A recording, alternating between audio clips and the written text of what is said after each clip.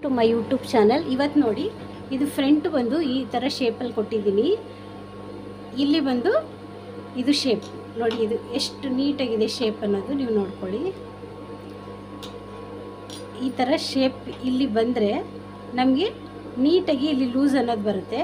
ಕೆಲವ್ರಿಗೆ ಲೂಸ್ ಬೇಡ ಅಂತ ಅಂದಾಗ, ಅಂದರೆ ಚೆಸ್ಟ್ ಇಲ್ಲಿ ತೋರಿಸ್ತಾ ಇರೋದು, ಇಲ್ಲಿಂದ ಜಸ್ಟ್ ಒಂದು ಕಡಿಮೆ ಅಷ್ಟೇ ಕಡಿಮೆ ಮಾಡ್ಕೋಬೇಕು. ಜಾಸ್ತಿ ಲೂಸ್ ಬೇಡ. ಅಪ್ಪರ್ ಚೆಸ್ಟು, ಮಿಡಲ್ ಚೆಸ್ಟು ಇದನ್ನೆಲ್ಲ ನೋಡಿಕೊಂಡು ನಾವು ಈ ಪಾಯಿಂಟ್ ಅನ್ನೋದನ್ನ, ಶೇಪ್ ಅನ್ನೋದನ್ನ ಮಾಡ್ಕೋಬೇಕು. ನೋಡಿ ಇಷ್ಟೇ. ಇನ್ನೂ ಕಡಿಮೆ ಬೇಕಂದರೆ ಇದನ್ನು ಟ್ರಿಮ್ ಮಾಡ್ಕೋಬೇಕು. ಇಲ್ಲಿಂದ ಈ ಪಾಯಿಂಟ್ನ ಇಲ್ಲಿ ಜಾಯಿಂಟ್ ಮಾಡಿದರೆ, ಈ ಥರ ಇಟ್ಕೊಂಡ್ರೆ ಇದು ಈ ಮಾರ್ಕು ನೋಡಿ, ಈ ಮಾರ್ಕು ಟಚ್ ಆದರೆ ಇಲ್ಲೇನು ಬರುತ್ತಲ್ಲ ಗ್ಯಾಪು, ಅದೇ ನಮಗೆ ಫ್ರಿನ್ಸ್ ಕಟ್ಟು. ನೋಡಿ ಈ ಶೇಪ್ ಇದೆಯಲ್ಲ, ಈ ಶೇಪು. ಇದನ್ನು ಇವಾಗ ಫ್ಯಾಬ್ರಿಕ್ಗೆ ಅಟ್ಯಾಚ್ ಮಾಡ್ಕೊಳ್ಳೋಣ. ಇಲ್ಲಿ ಬಂದು ನಾನು ಈ ಥರ ಶೇಪಲ್ಲಿ ಕೊಟ್ಟಿದ್ದೀನಿ ನೋಡಿ, ಈ ಥರ ಶೇಪ್ ಕೊಟ್ಟಿದ್ದೀನಿ. ಇವಾಗ ಈ ಥರ ಫ್ಯಾಬ್ರಿಕ್ ಇರುತ್ತೆ ಅಂದ್ಕೊಳ್ಳಿ. ಈ ಫ್ಯಾಬ್ರಿಕ್ ನಿಮಗೆ ಮೇನ್ ಫ್ಯಾಬ್ರಿಕ್ಕು ಈ ಥರ ಸಿಕ್ಕಿದಾಗ ಕಟ್ ಮಾಡ್ಕೊಳ್ಳೋದಾದರೆ ನೀವು ಫ್ಯಾಬ್ರಿಕ್ ಇಟ್ಬಿಟ್ಟು ಪಾರ್ಟ್ಸನ್ನು ಕಟ್ ಮಾಡ್ಕೋಬೋದು.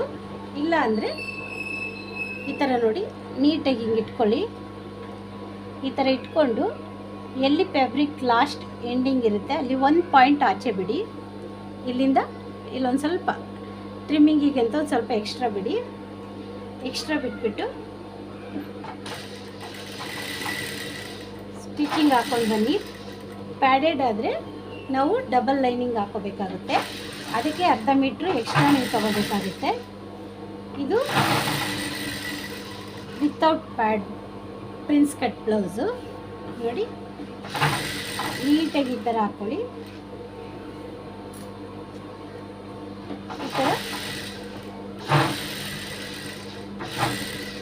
ಶೇಪಲ್ಲಿ ನೀಡಲ್ನ ಇರಿಸ್ಕೊಂಡು ನಮಗೆ ಯಾವುದು ಶೇಪ್ ಇರುತ್ತೆ ಆ ಶೇಪಲ್ಲಿ ನೀವು ಟರ್ನ್ ಮಾಡಿಕೊಂಡು ಲೈನಿಂಗ್ನ ಅಟ್ಯಾಚ್ ಮಾಡ್ಕೊಳ್ಳಿ. ಅಟ್ಯಾಚ್ ಮಾಡಿಕೊಂಡು ಹೇಗೆ ಜಾಯಿಂಟ್ ಮಾಡೋದು ಅದು ಇಂಪಾರ್ಟೆಂಟ್ ಆಗುತ್ತೆ. ಇವಾಗ ಈ ಪಾರ್ಟ್ಸ್ ರೆಡಿ ಆಯ್ತಲ್ಲ, ಇದು ಫ್ಯಾಬ್ರಿಕ್ ಜಾಸ್ತಿ ಇದೆಯಾ ಆ ಥರದ್ದು ನೀವು ನೋಡ್ಕೋಬೇಕಾಗುತ್ತೆ. ಇಲ್ಲಿ ನೋಡ್ಕೊಳ್ಳಿ, ಇಲ್ಲಿ ಪೀಸ್ ಇದೆ ಅಂತಂದರೆ ಇದ್ರದ್ದು ಆಪೋಸಿಟ್ ಹಾಕೋಬೇಕು. ಹಿಂಗೆ ಹಾಕೋಬಾರ್ದು, ಎರಡು ಒಂದೇ ಕಡೆ ಬರೋ ಥರ ಯಾವಾಗಲೂ ಹಾಕೋಬಾರ್ದು. ಅದಕ್ಕೆ ಫಸ್ಟ್ ಲೈನಿಂಗ್ ಅಟ್ಯಾಚ್ ಮಾಡುವಾಗ ಈ ಥರ ನೀಟಾಗಿ ನೋಡ್ಕೋಬೇಕು. ಈ ಥರ ನೋಡಿಕೊಂಡಾಗ ನಮಗೆ ಈ ಪಾಯಿಂಟ್ ಅನ್ನೋದು ಗೊತ್ತಾಗುತ್ತೆ.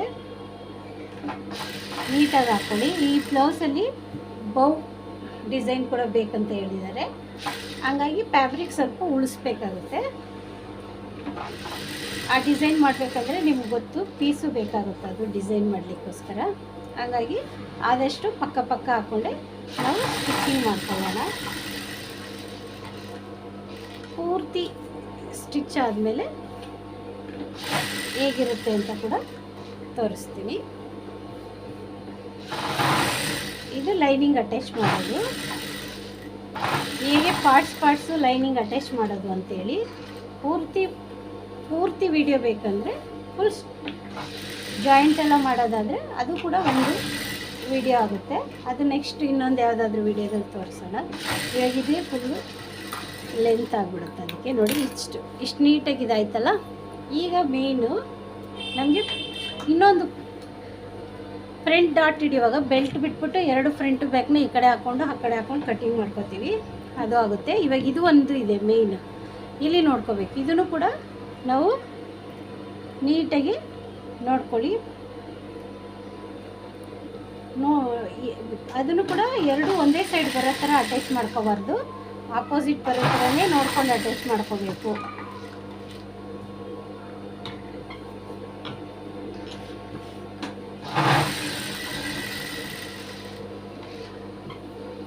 ಫ್ಯಾಬ್ರಿಕ್ ನೀವು ಬೇಕಂದರೆ ಇದನ್ನು ಕಟ್ ಮಾಡ್ಕೊಂಡು ಕೂಡ ನೀವು ಮಾಡ್ಕೋಬೋದು, ಅದೇ ಥರ ಬೇಕಾದರೂ ಮಾಡ್ಕೋಬೋದು.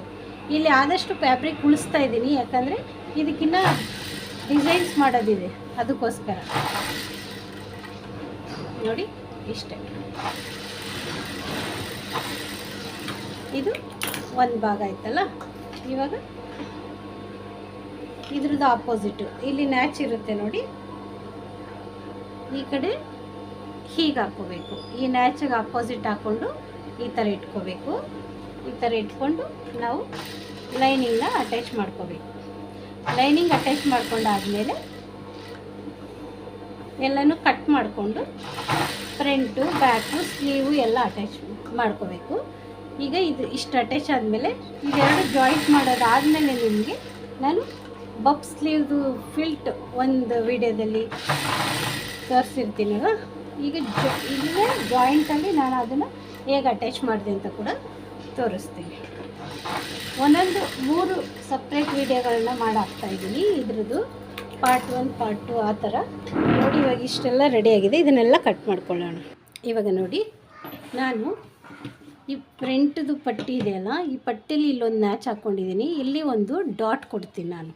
ಯಾವುದೇ ಫ್ರಿನ್ಸ್ ಕಟ್ ಬ್ಲೌಸ್ ಆದ್ರೂ ಶೇಪ್ ಚೆನ್ನಾಗಿ ಕುತ್ಕೊಳ್ಳಿ ಅಂತ ಹೇಳ್ಬಿಟ್ಟು ನಾನು 2.25 ಇಂಚಿಗೆ ಅಥವಾ 2 ಇಂಚಿಗೆ, ಅಂದರೆ ಇಲ್ಲಿಂದ ವಿಡ್ತ್ನ ನೋಡಿಕೊಂಡು ಈ ಥರ ಒಂದು ಡಾಟ್ನ ಹಿಡಿತೀನಿ. 2 ಸೈಡು, ಈ ಕಡೆ ಒಂದು, ಇಲ್ಲಿ ಒಂದು ನ್ಯಾಚ್ ಹಾಕ್ಕೊಂಡಿರ್ತೀನಿ.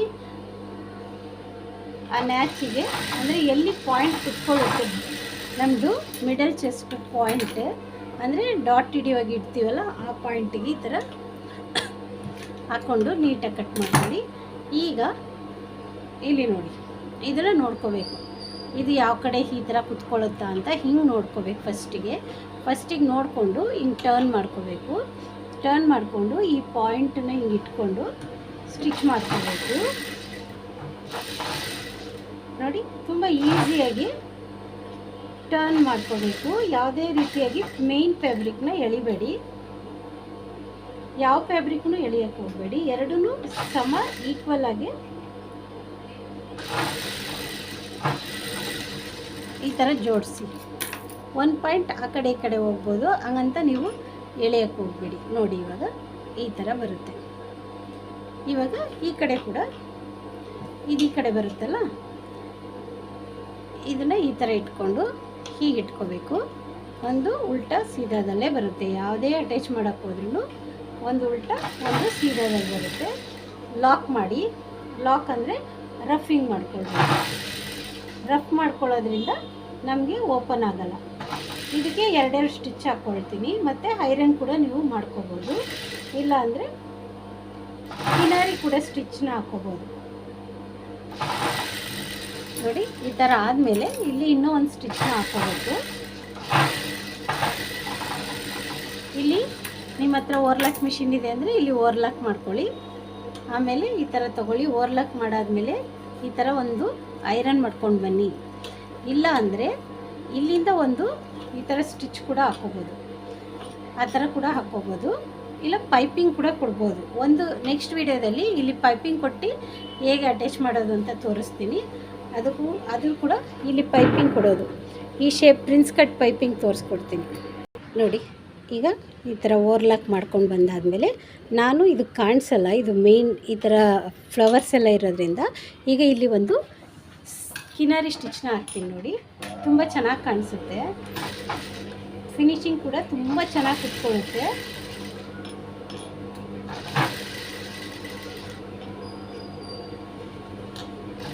ಕೆಲವೊಂದು ಈ ಥರ ಫ್ಯಾಬ್ರಿಕ್ಗಳಿಗೆ ನೀವು ಹಾಕಿದ್ದೀರಿ ಅಂದರೆ ತುಂಬ ಚೆನ್ನಾಗಿ ನೋಡಿ. ಈ ಥರ ಇಲ್ಲಿ ಕೂಡ ಎರಡೂ ಹಾಕ್ಕೊಳ್ಳೋಣ. ಸ್ಮಾಲಾಗಿ ಸಣ್ಣ ಸ್ಟಿಚ್ ಇಟ್ಕೊಳ್ಳಿ, ತುಂಬ ಸಣ್ಣ ಸ್ಟಿಚ್ನ ಇಟ್ಕೊಳ್ಳಿ. ನೀವು ನಾರ್ಮಲಾಗಿ ಸ್ಟಿಚ್ ಮಾಡ್ತಾ ಇರ್ತೀರಲ್ಲ, ಆ ಸ್ಟಿಚ್ಗಿಂತನೂ ಕಡಿಮೆ ಇರೋ ಸ್ಟಿಚ್ನ ಇಟ್ಕೊಂಡು ಮಾಡೋದಾದರೆ ತುಂಬ ಚೆನ್ನಾಗಿ ಬರುತ್ತೆ.